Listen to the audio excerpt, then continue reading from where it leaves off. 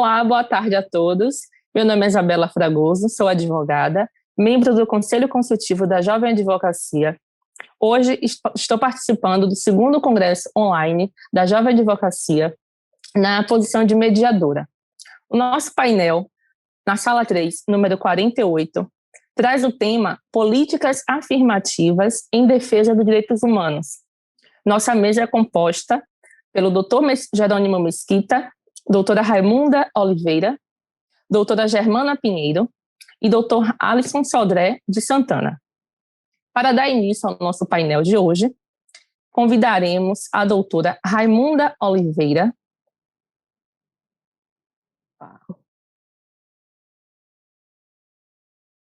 Doutora Raimunda Oliveira, com o tema Direitos Humanos e os Direitos das Mulheres Negras em Tempo de Pandemia.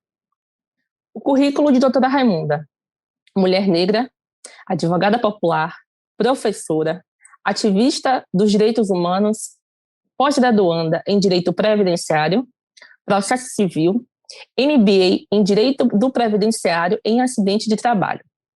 E agora teremos a honra de ouvi-la. Doutora Raimunda, lhe passo a palavra.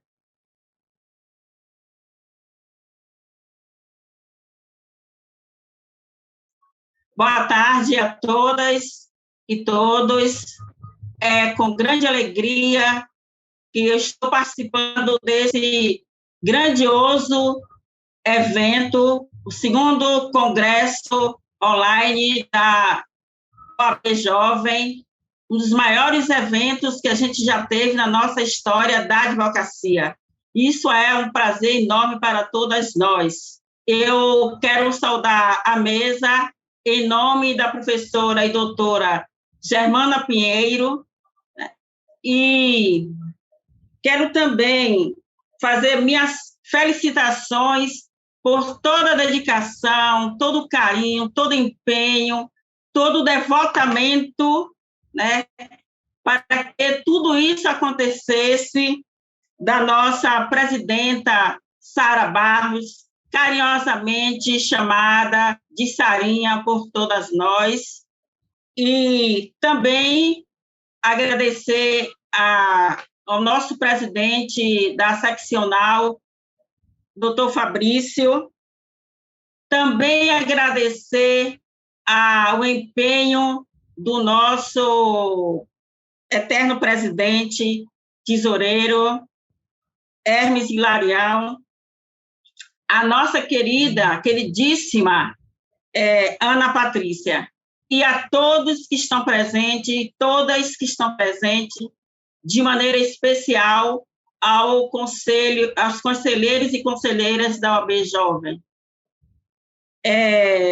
A temática que me foi dada não é uma temática que, nos tempos de hoje, a gente fica feliz, né? Eu gostaria muito de não estar nessa mesa tratando desse tema de direitos humanos e das violações que nós, mulheres negras, vivemos no dia a dia. Isso é uma tristeza ainda para um país, nessa conjuntura que a gente vive, da gente sentir e perceber a cada momento que nossos direitos estão sendo violados. E, para tanto, eu quero trazer para esta mesa e neste congresso, que termina sendo internacional, né, a grandiosidade dele, na figura de Esperança Garcia. Esperança Garcia foi uma mulher negra, a primeira mulher negra advogada que começou a lutar pelos direitos humanos. Ela escreveu uma carta, na época, ao governador do Piauí, né, denunciando todos os maltratos que vivia na época, ela, filhos e companheiras. Foi um momento, ela morava em uma fazenda, da qual os direitos, enquanto ser humano, eram violados. E a gente, né, tem, hoje, a garantia dos direitos humanos, que se torna um direito fundamental em nossa Constituição de 1988, E eu quero pontuar também o artigo 1º da Declaração Universal de Direitos Humanos e o artigo 3º, que nos reportam a liberdade e igualdade.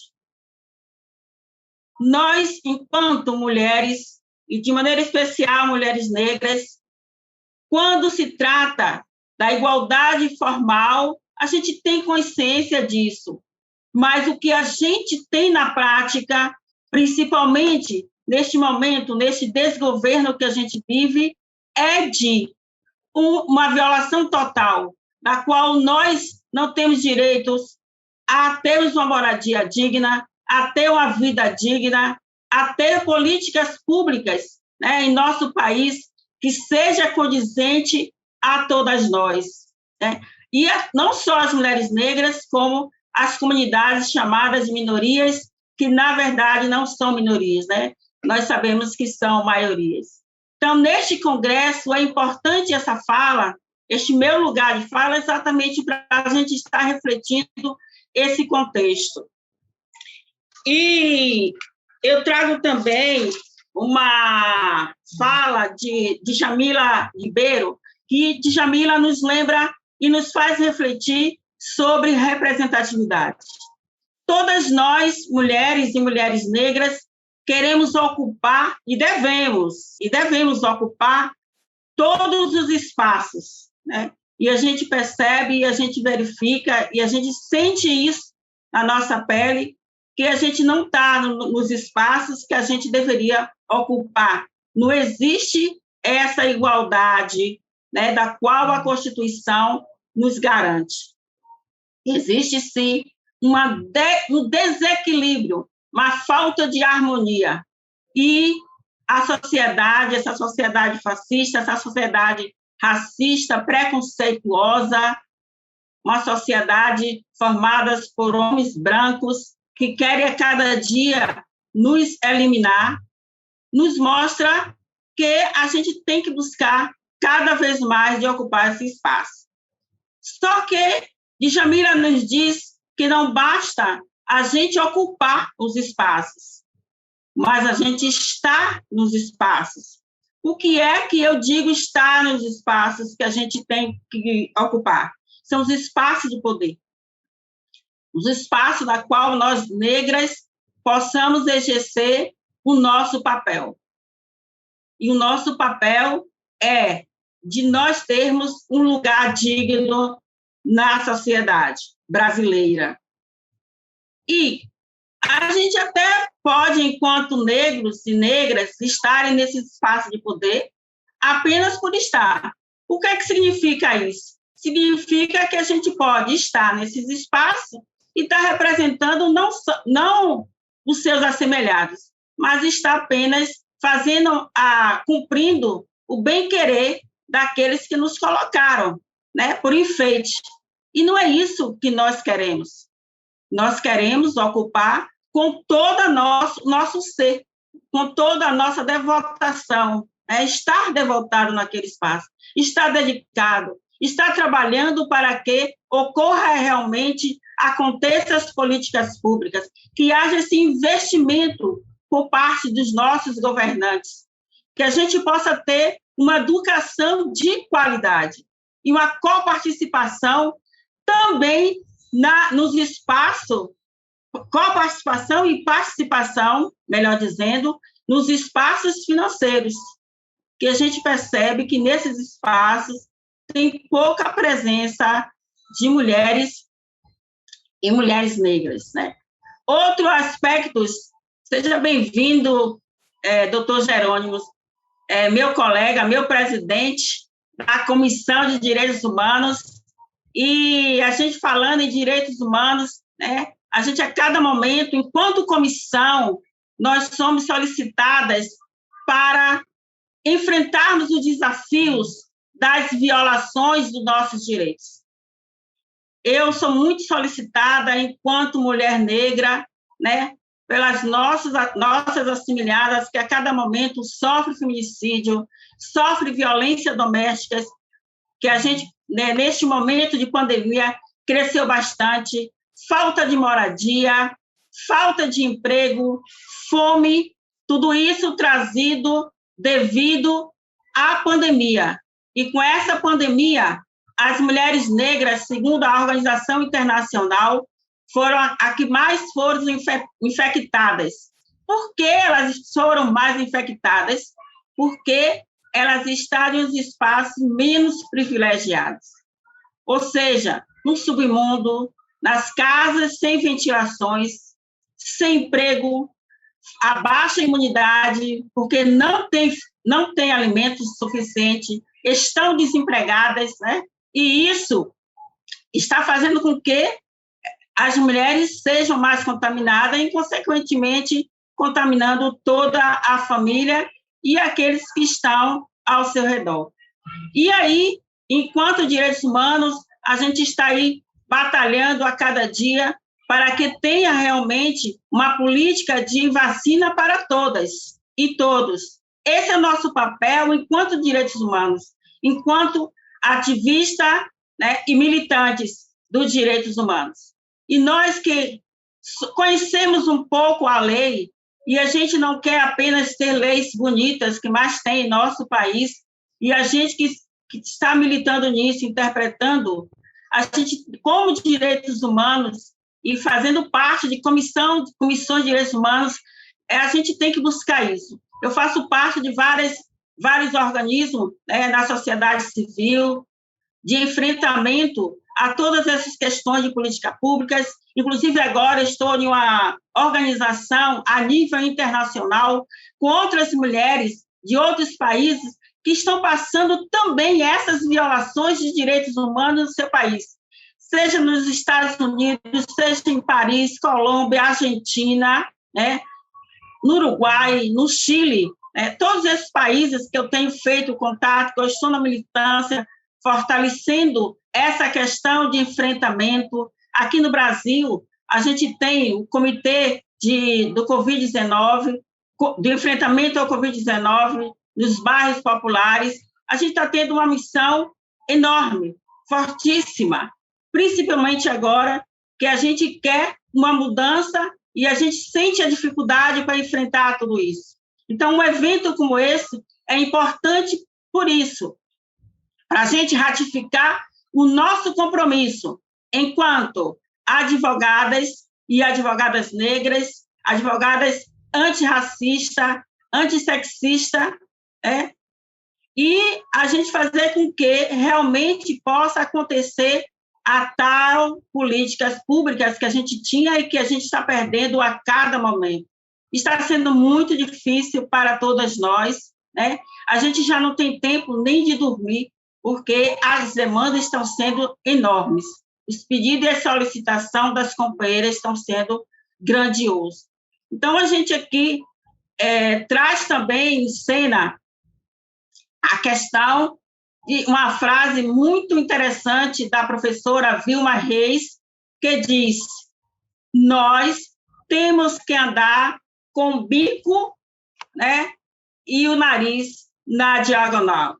Ou seja, a gente tem que enfrentar a cada dia, a cada momento, as dores e as alegrias do nosso povo.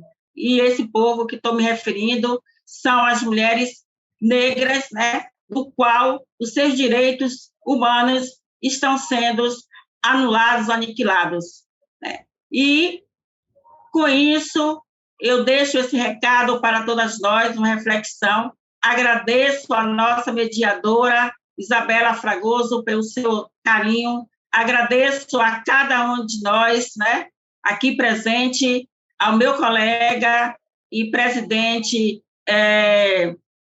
da Comissão de Direitos Humanos por todo o apoio que tem nos dado, todo o incentivo. E também agradecer a Sarinha pelo convite dado, a Hermes e Larião, as minhas colegas do Conselho, né, e principalmente todas aquelas comissões que estão comprometidas com a luta para políticas públicas. Muito obrigada, um beijão no coração de todos e continuemos juntos nesta grande missão. Obrigada a todos e a todas.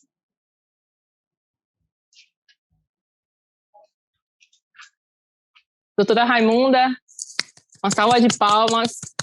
Muito obrigada pela sua contribuição aqui conosco na nossa mesa de hoje. E, de fato, torna-se lamentável, né, estarmos hoje aqui reunidas falando desse tema, né, das violações dos direitos humanos ligados às mulheres. Então, dando continuidade ao nosso painel, doutora Germana Pinheiro tratará do tema Políticas Públicas Previdenciárias de Trabalho e Renda e o Enfrentamento das Desigualdades no Brasil.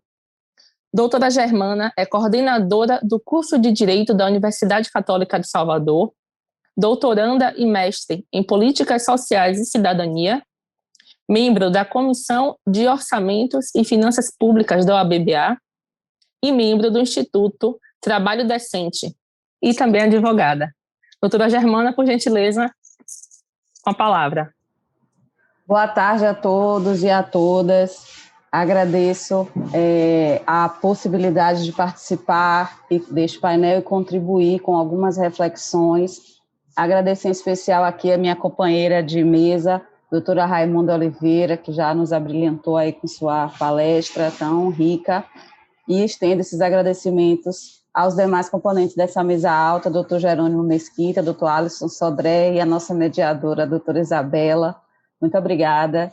E não poderia deixar de dizer também um agradecimento especial ao doutor Hermes Larião, nosso tesoureiro aí, ao doutor Fabrício, nosso presidente da Ordem, também ao professor Aras, professor José Aras, que é hoje desembargador no Tribunal de Justiça da Bahia, e aos demais colegas, advogados e advogadas que militam conosco nessas batalhas aqui, enquanto juristas na cidade de Salvador, no estado da Bahia, nesse país tão desigual.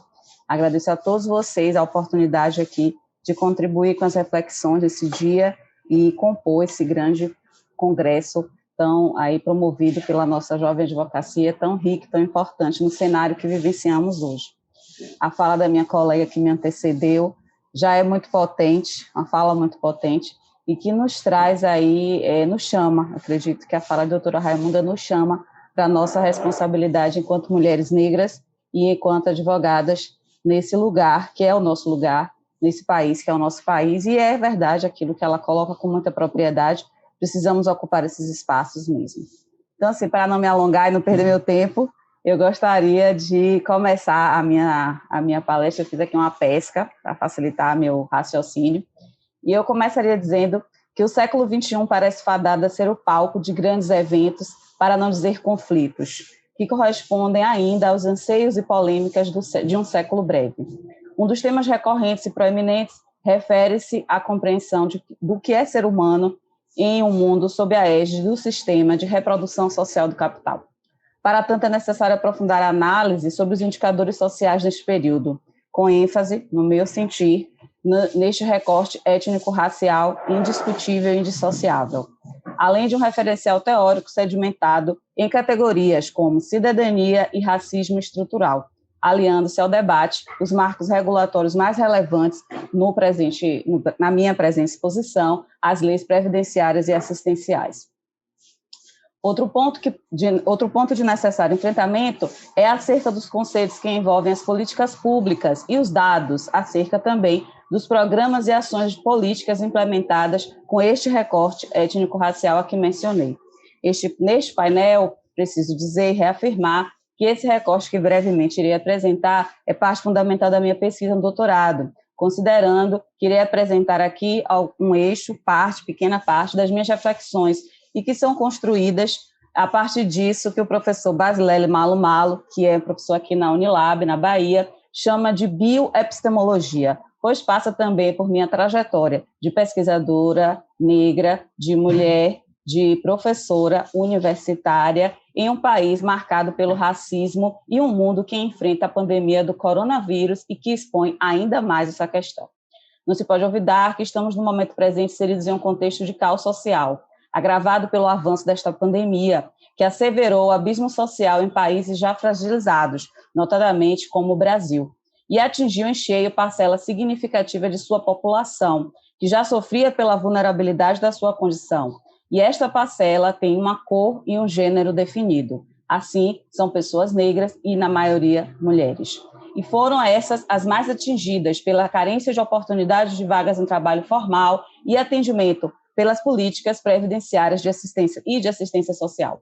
O mundo fervilha diante desses novos arranjos sociais que foram evidenciados pela pandemia, mas o enfrentamento do racismo e a necessária nova epistemologia já se apresentava antes mesmo deste momento e já arrastava as pessoas para este enfrentamento e que não pode mais ser evitado.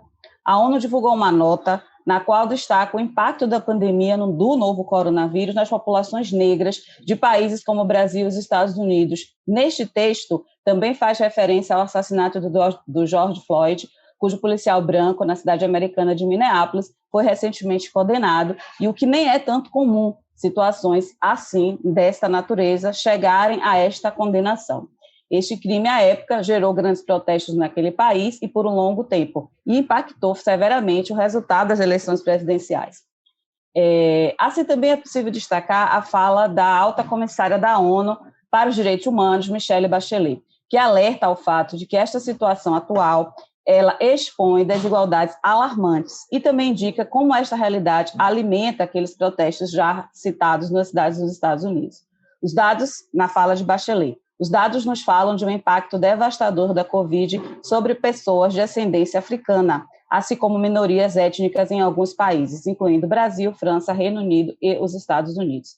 Em muitos outros lugares, esperamos encontrar padrões semelhantes que estejam ocorrendo, mas somos incapazes de dizer ainda com certeza, uma vez que os dados por raça e etnia simplesmente não estão sendo coletados ou reportados. É o que a gente já enfrenta, o silenciamento e as tentativas de opressão.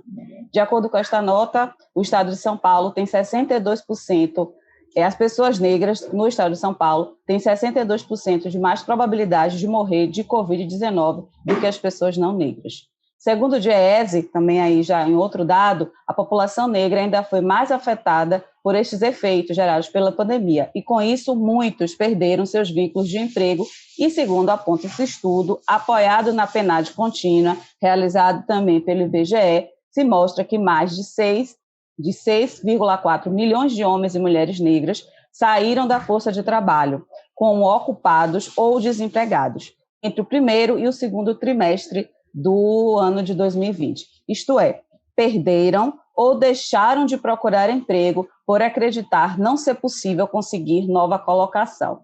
Entre as pessoas brancas, o número de pessoas nessa mesma situação chegou a 2,4 milhões. Então, a diferença de 4 milhões de pessoas, e estão entre aí os tantos desempregados quanto os desalentados, que é aquelas pessoas que já estão sem esperança, sem horizonte. Nesse Brasil, também acompanhamos com indignação a morte contínua de jovens negros, aqui mesmo na Bahia, e em uma ação recente e bárbara que levou, por exemplo, à punição com a pena de morte em face de um furto ocorrido nas dependências de um supermercado. Esperamos nós que os responsáveis sejam punidos. Aguardamos que o sistema de justiça aqui também faça e cumpra o seu papel.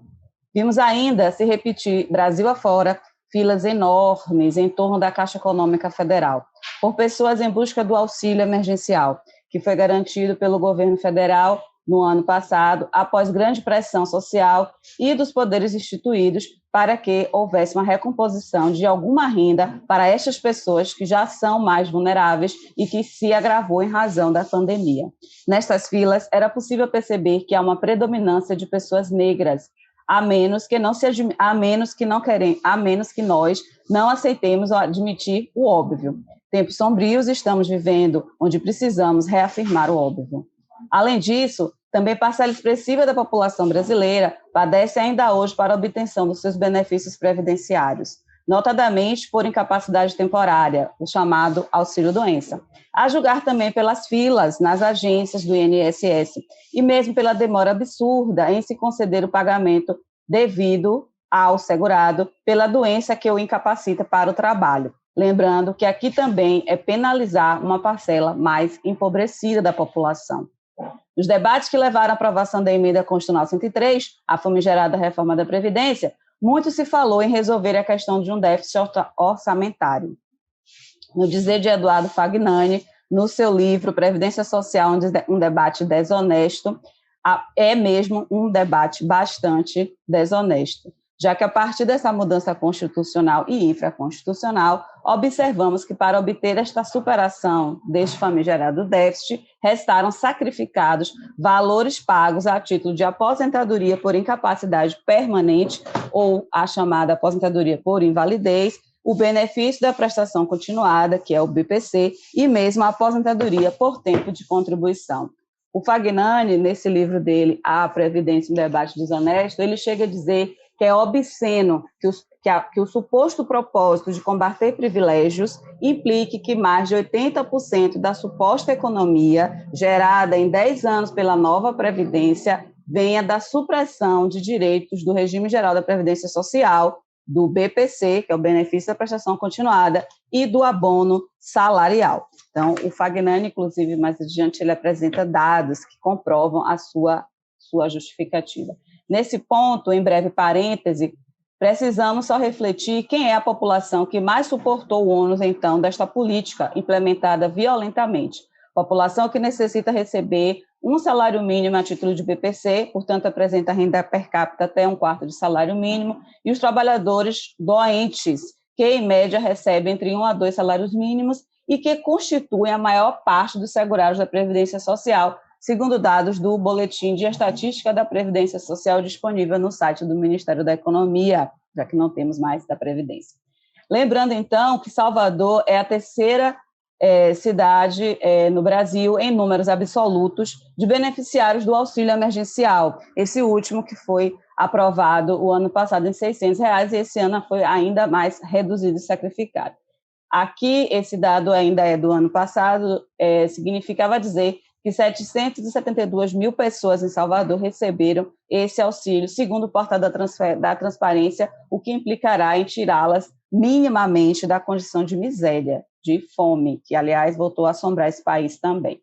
Ou seja, estas políticas que foram trazidas nos últimos anos para o Brasil colocam em situação de hipervulnerabilidade um contingente de brasileiros que, diante do caos desta pandemia, tem mesmo morrido de fome, de doença ou de raiva.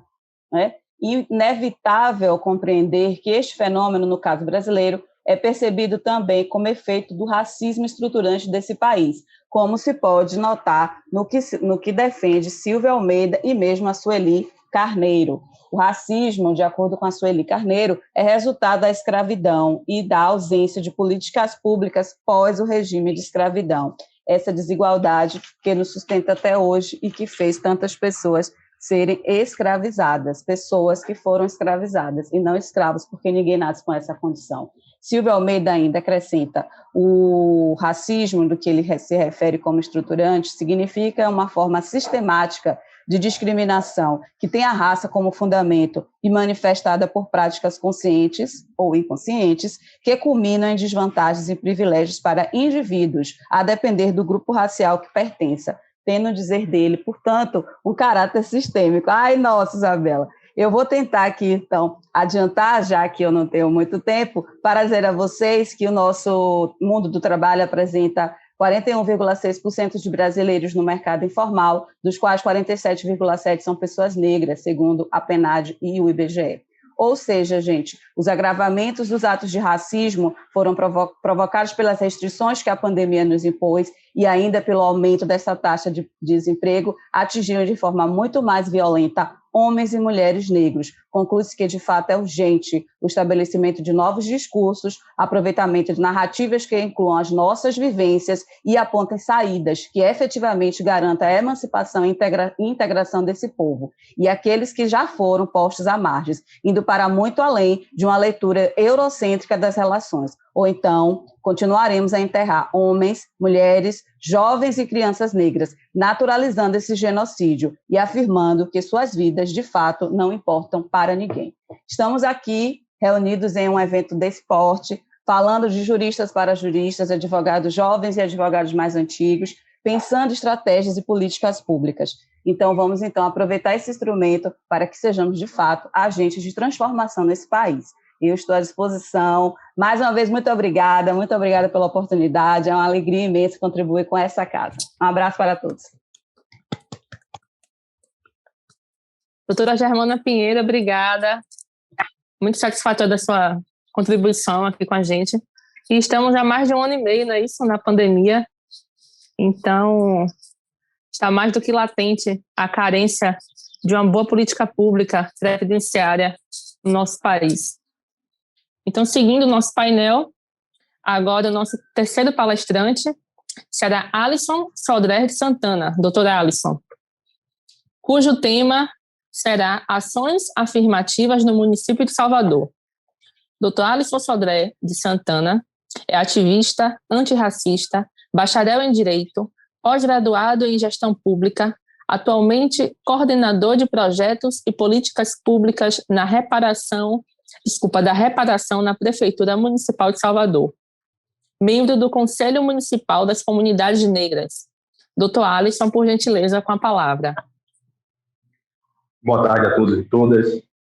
Gostaria de agradecer o convite, saudar essa mesa bem plural, é o que eu compreendo e entendo como diversidade, principalmente havendo mulheres negras em sua grande maioria, o que denota a nossa maioria populacional da cidade de Salvador, que são cerca de 82% de negros e negras, segundo o IBGE. Muito feliz em ver uma mulher negra que muito se assimila à minha mãe, a doutora Raimunda, que nos abrilhantou na sua fala. E vendo a doutora Raimunda falar, eu lembro de quanto foi difícil e quanto é difícil esse caminho, sendo mulher preta, sendo mãe, sendo ativista. Você vê que são tantas qualidades em uma única pessoa, em uma única mulher, que a gente se sente contemplado nessa tarde. E estendo a todos, né, os elogios a partir da doutora Raimunda. E antes de falar das políticas públicas do município de Salvador, é impossível a gente não tocar nesse momento de pandemia nessas questões que têm atingido diretamente a nossa população. E é muito complicado quando nós lidamos com governantes que, ao invés de governar para a sua população, querem governar para si próprio. Isso é muito difícil de lidar diariamente, e perceber que, na ausência de todas as políticas públicas, que a gente sabe que tem que chegar até a população negra, mais uma vez, esse descomprometimento do governo tem causado milhares de mortes todos os dias. Também não podemos deixar de citar que são 4 anos de escravidão, 4 séculos de escravidão. Nós estamos no mês de maio e costumávamos, no mês de maio, celebrar o 13 de maio, o dia da abolição, nas escolas, fazendo algumas coisas caricatas, né? Ovacionando a Princesa Isabel, que um dia acordou muito alegre e resolveu acabar com esse processo, que não foi isso. A gente não pode deixar de lembrar a luta dos abolicionistas, as revoltas do Malê, a revolta dos negros e mulheres negras. A gente não pode deixar de lembrar de Danara, que foi muito importante para que nós consigamos hoje, homens e mulheres pretas, estar aqui nesse seminário, nessa sala, nessa tarde, com pessoas livres, falando, né, para juristas, falando para advogados, novos advogados, e para toda a cúpula que trabalha com a área técnica jurídica do país. E o 13 de maio, ele é muito importante. Geralmente, a gente, antes de começar a nossa fala, a gente pontua, porque a partir do 13 de maio é que começa todo esse processo em que nós convivemos e vivemos hoje. Porque pior do que o dia 13 de maio, que na ideia seria abolir, acabar com a escravidão, o Brasil foi o último país a abolir a escravidão, né, da América Latina. Isso mostra que ainda estamos aquém. Depois de quase 133 anos da abolição, ainda estamos falando sobre política de reparação, ainda estamos tentando mostrar às pessoas a importância de se combater o racismo. Angela Davis costuma dizer algo que eu acho fantástico e se encaixa muito bem. Não basta só não ser racista, você precisa ser antirracista. Se você não for antirracista, você jamais vai conseguir combater isso, você jamais vai conseguir acabar com essas mazelas, com esse número e esse avanço na desigualdade social do nosso país. E, sabendo que o Brasil ainda busca por essa igualdade, onde começou essa ideia de ações afirmativas? Começou da minha cabeça? Começou da cabeça das pessoas que estão aqui? Não. Isso é uma luta muito antiga. Isso é uma luta que permeia desde o processo de que nós nos tornaríamos negros e negras, mulheres livres dentro desse país. Só em 2001, depois de muito tempo, foi que o Brasil assinou o Tratado de Durban, se tornando signatário. E nesse Tratado de Durban é que dá a gente a diretriz para o que é uma política de ação afirmativa nesse país. A partir de Durban, se tornando signatário, o Brasil se obrigava a cuidar disso. E não era só cuidar disso numa perspectiva de trazer auxílio. Essa ideia de que todas as vezes que nós fazemos uma política afirmativa, nós estamos dando alguma espécie de ajuda a negros e negras que foram alijados de todo o processo e que depois do dia 14 de maio foram despejados mais de 1.500.000 negros nessa cidade. Em um país que deu condições a europeus, que deu condições a imigrantes, que deu condições a todas as outras nações para que se instalassem aqui e tivessem, né, todo um aparato legal e jurídico para conseguir criar o que nós chamamos hoje de Estado, o que nós chamamos hoje de uma relação democrática, que de fato não existe. Então, lidar com essas políticas é muito mais além do que lidar com o mimimi. A gente não pode deixar de falar no mimimi, porque hoje, todas as vezes que homens e mulheres pretas e não negros tocam sobre racismo, lá vem ele, lá vem um doutor que milita só sobre isso, lá vem a doutora, tudo acha que é racismo, e você vê uma mulher negra assumir a sua estética, como a doutora Raimunda, né, como as meninas que estão aqui, e se sentirem pertencentes da sociedade, isso é uma luta diária. E vivemos num país em que a paleta de cor, porque existe paleta de cor para preto, quanto mais preto você for, você vai sentir o quanto o racismo é perverso. Você vai sentir o quanto nós estamos tentando falar todo dia. O Brasil tem algo tão fantástico que aqui não tem nenhum transitado e julgado caso de racismo e a pessoa condenada. E quando condenada, a legislação que usa dos seus artifícios, porque não foram criados por homens e mulheres pretas, conota injúria racial e racismo em uma ideia de que o legislador que vai dizer se aquilo que você sofreu era ou não. E essa confusão jurídica, se para nós legisladores, para nós jurídicas, não é tão simples, imagine para a população, imagine para seu João, que acorda às 4 horas da manhã para pegar o ônibus, e muitas vezes não tem ônibus, como hoje teve greve. Imagine para a Dona Maria, que sai para cuidar dos filhos de homens e mulheres não negras e deixa seu filho à margem da sociedade. Como é lidar com isso? E como o Estado vai fazer isso? Né? Essa ideia de que o Estado precisa reparar, e é por isso que no município de Salvador nós temos a única secretaria do país que leva o nome de reparação, é reparar esse dano histórico, é reparar o que a nossa colega citou muito bem, esse racismo estrutural, em que convido aos senhores que leiam um pouco sobre Silvio Pinheiro. Ele fala de como essa sociedade se transformou hoje nesse elemento em que os negros eles são maioria em tudo que nós achamos que não é importante. Nós somos maioria dentro dos presídios, nós somos maioria que morre, a juventude negra é exterminada, a mulher negra que sofre mais violência obstétrica, a mulher negra que mais é abusada sexualmente, porque estereótipos foram criados nessa sociedade. Um homem preto, ele não pode estar de terno e gravata, porque ele se assimila muito a um segurança, que talvez, pela essa construção social, seria o melhor lugar que esse homem preto estaria. Uma mulher preta, ela jamais poderia ser advogada. O lugar dela, para muitos, é na faxina. E não é subestimando ou não é tratando esses trabalhos que são tão indignos quanto como inferiores.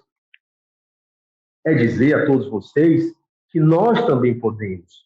E como é que nós vamos conseguir equiparar esse dano histórico em que, inclusive, a nossa legislação proibiu homens e mulheres negras de estudar, que proibiu homens e mulheres negras de cultuar a sua religião, que proibiu homens e mulheres negras de ter filho, que proibiu homens e mulheres negras de ter acesso à família, acesso à educação. Ou você acha que essa romantização da favela é algo bom?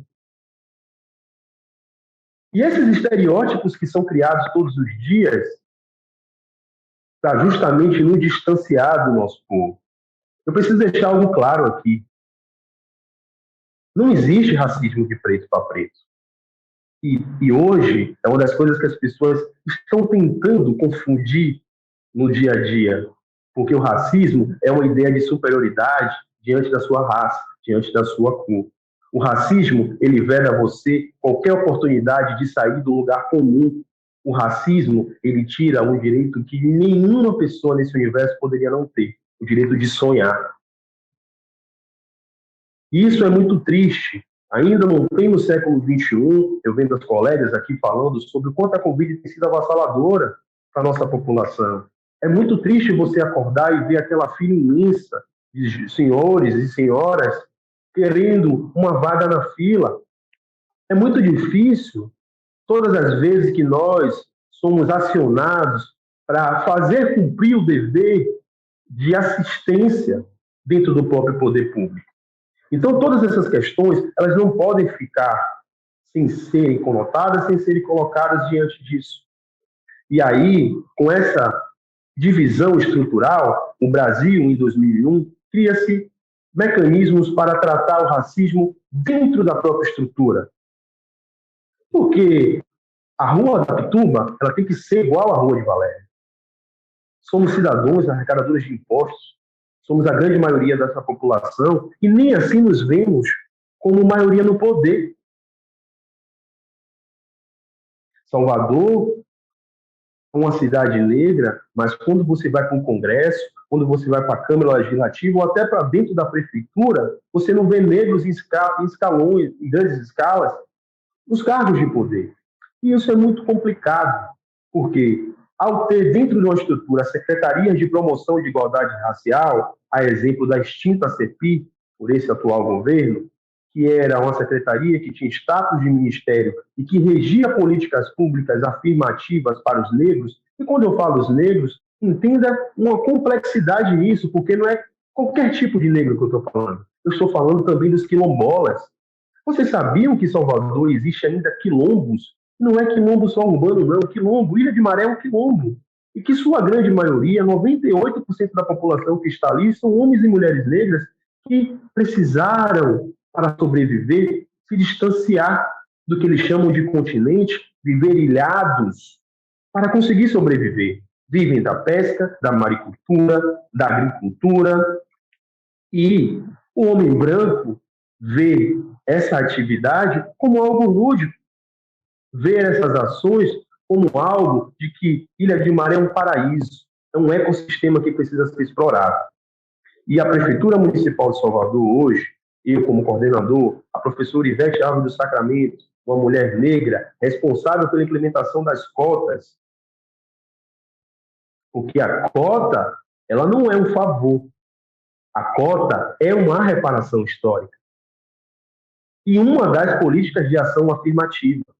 Então, nós temos também que cuidar a nível estadual com a CEPROME, dos nossos terreiros, porque é muito bonito ir para 2 de fevereiro, mas querer trocar o 2 de fevereiro, que é uma festa de Iemanjá. E aí o racismo estrutural, o racismo institucional vai se permeando dentro da sociedade, todas as vezes que a gente vai tentando esconder a verdade diante disso. A minha amiga sinalizou aqui que temos um pouco de tempo. E é gratificante, ao mesmo tempo, né, direcionar as pessoas quando isso ocorre. Eu sofri um ato de racismo, o que eu devo fazer? Você percebe que até os dias de hoje, mesmo artistas, ativistas, sofrem bastante com isso. Um governo, como a colega Davi citou anteriormente, caiu. A maior potência do mundo caiu depois de ver um homem preto, um presidente da maior potência, depois de ver um homem preto ser pisoteado em plena luz do dia. Só que aqui na luz do dia, o menino Joel morreu. E a gente tem vários meninos Joel todos os dias. Então, é compreender que existem instâncias dentro do governo federal, dentro do governo estadual e dentro do governo municipal que são obrigadas a tratar isso. Vocês precisam se apropriar do Estatuto da Igualdade Racial.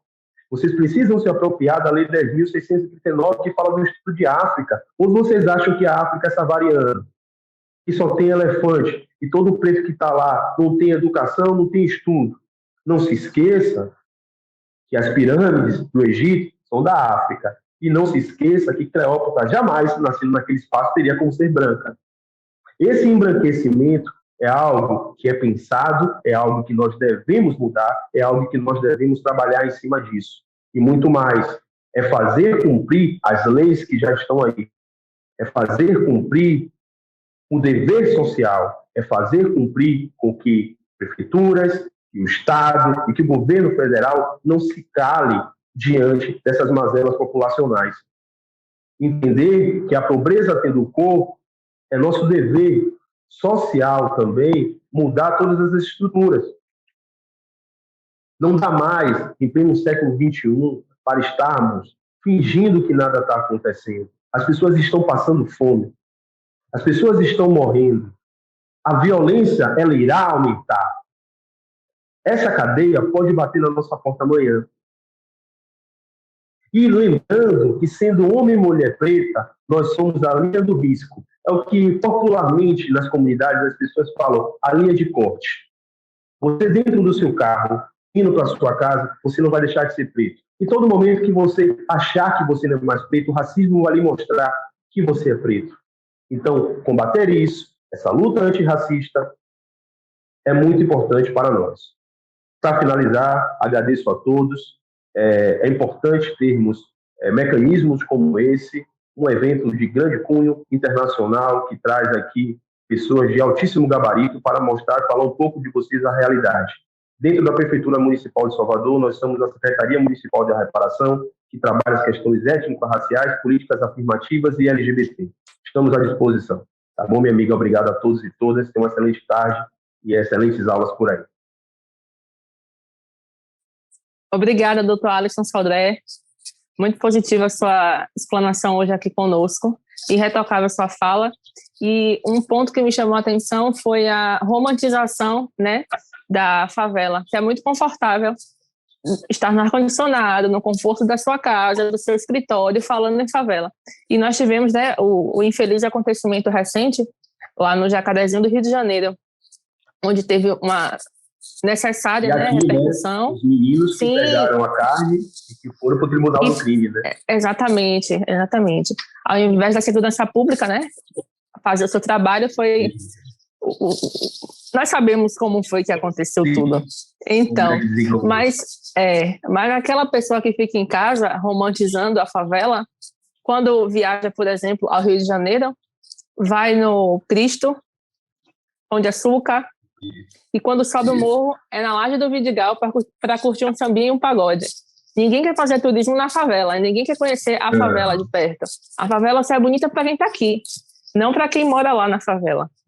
Então, esse ponto, de fato, me chamou a atenção e eu acredito que as pessoas têm que parar de romantizar a favela.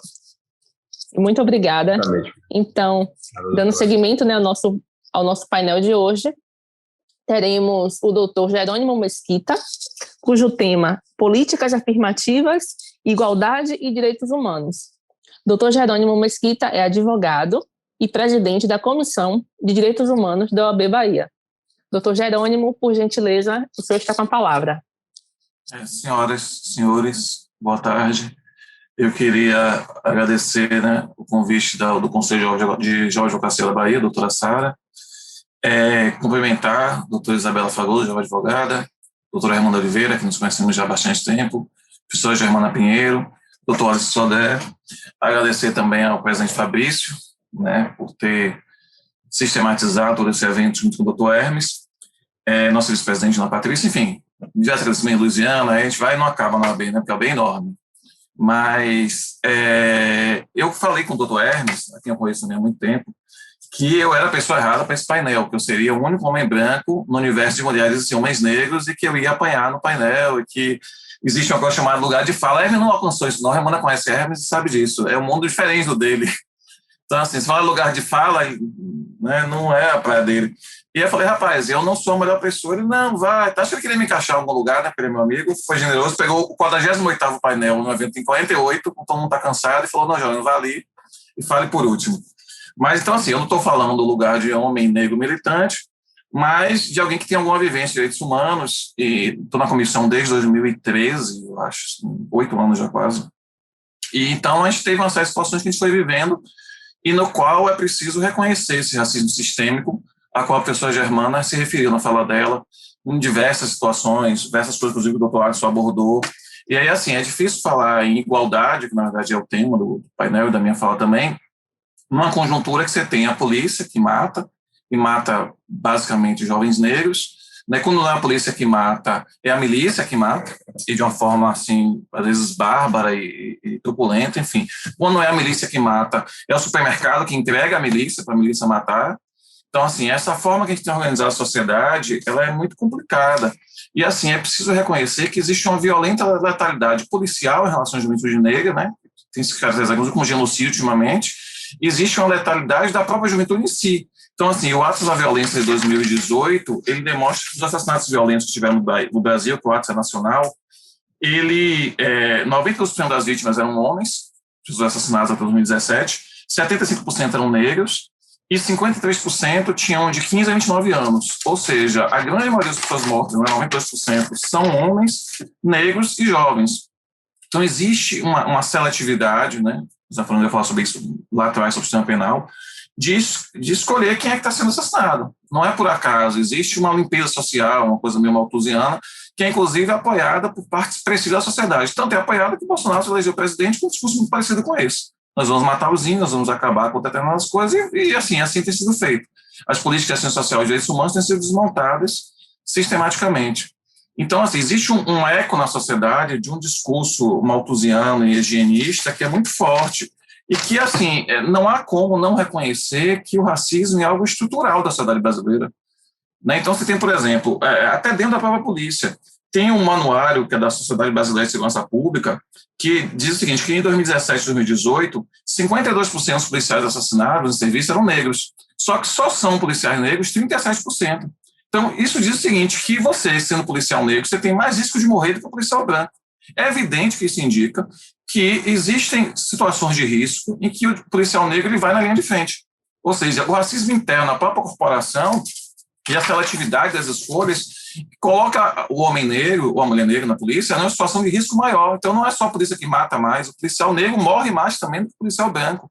Então, assim, não há como não reconhecer, a não ser que você considere que a pessoa negra é menos capaz e corre mais risco, mas não faz nenhum sentido. Não há como não reconhecer que existe uma estrutura de divisão racial e que implica em tudo, implica na chacina do Cabula, que a polícia vai lá e mata, na chacina do Jacarezinho, que é mais recente no Rio. E aí você tem essas situações e as pessoas começam a discutir se a pessoa tinha antecedentes criminais, como se não tinha, como se no Estado de Direito fosse dado à polícia o poder de escolher, executar e matar e julgar naquele mesmo ato, como se fosse possibilitado à força policial, que é para garantir a segurança pública e o cumprimento da própria lei, o dever não só de executar, como de exterminar e de julgar naquele mesmo momento, sem nenhuma defesa. E isso é um discurso que é muito forte na sociedade, né, de que dá à polícia esse poder como se isso garantisse a segurança das pessoas. E esse discurso da segurança máxima, da tolerância zero, é cada vez mais forte e, ao mesmo tempo, as pessoas estão cada dia mais inseguras. Então, assim, esse é um pouco do mundo que a gente está vivendo. E aí, assim, é difícil falar em igualdade nesse contexto, assim. Eu lembro quando você começou a discutir a política de cotas, há uns 20 anos, e aí a professora Ivete, né, que trabalha lá com o Dr. Alisson, lá nas casas é uma das casas de reparação, é uma figura de destaque nacionalmente, que na época implantou as cotas da UNEB. Eu estudava na UNEB nessa época, em 97. Eu era estudante de comunicação, eu fiz direito na UFBA, enfim, terminei só direito, mas, assim, eu lembro de Ivete se elegendo reitora, uma mulher negra e muito avançada, como é até hoje, inclusive, e com muito respeito pelo movimento. Então, assim, se discutia na época, como é que você vai se identificar uma pessoa que é negra no Brasil? É um negócio engraçado isso. Num país como o nosso, que é violentamente desigual, que as pessoas percebem claramente, como o próprio Alisson falou, em cada segmento, na diretoria de grandes empresas, os atores das novelas, quer dizer, é muito fácil identificar onde é que os negros não estão. E onde é que estão também nos serviços, né, de menor remuneração, o cobrador do ônibus, a moça da faxina, né, a favela inteira. Mas aí eu lembro que o Roberto Coelho Toledo, não sei se você lembra desse cara, ele escrevia na Veja um artigo no fundo, assim, na última página da revista. Eu li a Veja na época, você vê quanto tempo tem isso. Ele tem uns 20 anos. E aí ele falava assim, né, ele falava a escrava que falava javanês, era o título do artigo. Ele falava da escrava Isaura. Depois virou um negócio de muito sucesso. E ele falava que era uma escrava branca, né, e que o autor quis criar uma escrava branca para sensibilizar os seus leitores. E que chegava a falar até javanês, que provavelmente deve ser a linguagem que se fala em Java. Ele comparava com o Mussum, dos Trapalhões, que na época era vivo, que tinha que falar terminado em is, para ser engraçado e tal.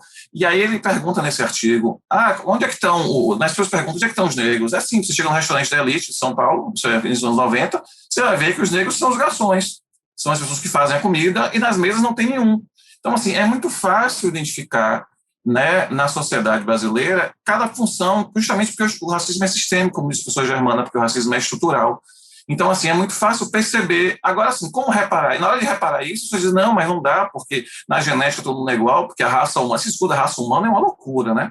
Porque, assim, ele funciona na hora de universalizar os valores dos direitos humanos, mas na prática, no dia a dia, né, a pessoa que bate cartão sabe quem é o patrão e vice-versa, sabe quem é branco e quem é negro. No Brasil isso é muito claro. Né? O Caetano tem uma música que fala isso, nos Estados Unidos, branco é branco, preto é preto, é mulato não é tal e tal. E aqui existe essa confusão meio tropical, assim. Enfim, o fato é que as pessoas vieram, né, escravizadas no navio negreiro, foram exploradas, foram mortas, foram torturadas de uma forma brutal, assim, dizimaram-se nações inteiras, não só nações de povos africanos, mas também nações indígenas. Enfim, a colonização, né, na América Latina, tanto Portugal como os países vizinhos, também na África, um pouco depois, ela é de uma brutalidade, assim, de um sangue absurdo, assim, as histórias que aconteceram no México, enfim, dos Incas, Aztecas, aqui no Brasil, né, assim, as pessoas talvez não consigam entender a brutalidade que era a escravidão. Eu estou tentando lembrar o nome de um filme agora, que eu gosto de um dia desse, mas a gente daqui a pouco lembra, o cara que é escravizado por engano, que mostra bem isso, assim. 12 anos de escravidão, é isso, professora Germana? Eu vi pelo lábio, assim, o microfone dela está fechado, que mostra bem isso, assim, o cara é um homem livre, de repente ele vai lá, ele é músico, e assim, é uma estupidez, porque são pessoas como nós, e que a única diferença, porque tem um fenótipo diferente, e aí, de repente, o formato do seu nariz lhe faz com que você não participe de uma novela, o tipo do seu cabelo, né? E aí, de repente, a Globo descobriu agora, a Globo que nunca usou atores negros, que a escravidão, que o racismo é um problema e fica postando isso o tempo todo, na verdade, para bater em Bolsonaro, porque eles têm um problema lá circunstancial, porque nunca se importaram com nada, a verdade é essa. Mas, assim, é preciso, nessa conjuntura que eu estou tentando trazer, reconhecer que existe uma dívida histórica com o povo negro no Brasil, existe uma dívida histórica com os povos originários, com os ciganos, com os indígenas, com pessoas com deficiência, que simplesmente são excluídas de tudo. A pessoa que é surda, a gente fez um evento há uns 2 anos, a doutora Raimunda estava na OAB, no evento, né? Na OAB e no evento, que a doutora Raimunda está em tudo, mas, assim, que as pessoas surdas não podiam participar de nenhum evento, podiam ir ao teatro, podiam ir nada, porque nada é feito em Libras. Então, assim, elas não existem, elas são invisíveis. Os gays, até muito recentemente, não podiam se beijar na novela. Está reprisando Império agora, eu estou, inclusive, assistindo, e o que é que acontece na novela das 8, das 9 agora? E tem uma pessoa mais velha que tem um caso com outro rapaz, eles não se beijam na novela, porque naquela época não tinha beijo gay, a novela é de 2015.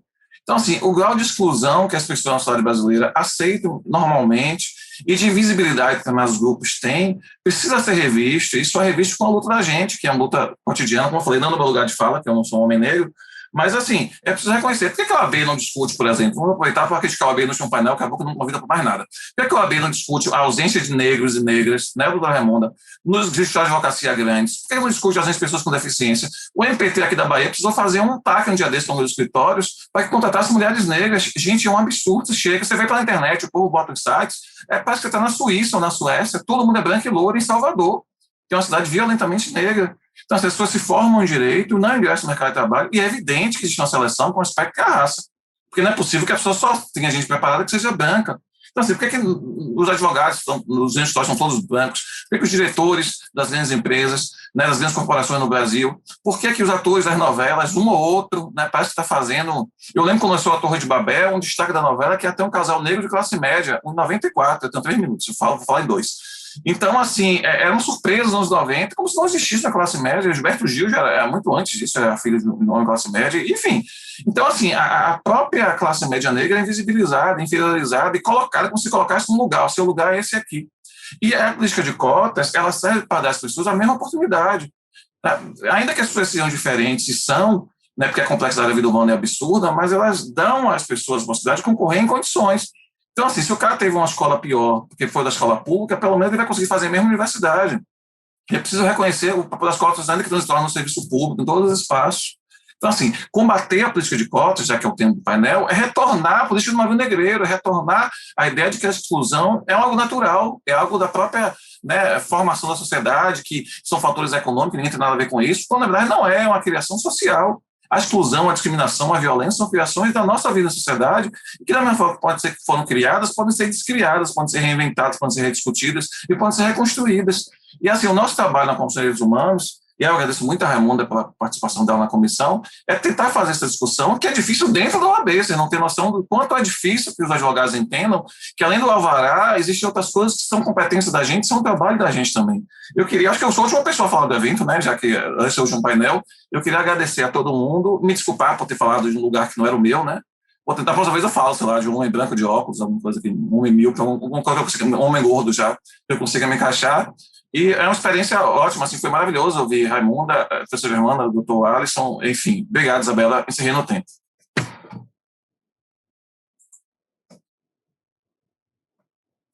Doutor Jerônimo Mesquita, muito obrigada. Muito obrigada, muito obrigada. Eu fui fechar só porque eu vi, eu sou completamente louco.